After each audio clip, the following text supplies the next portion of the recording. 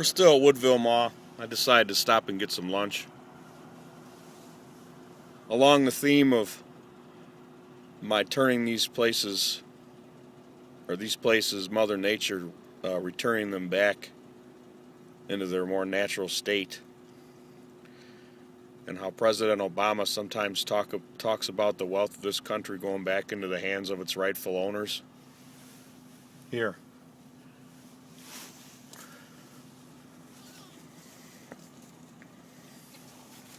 I'm going to let the birds eat.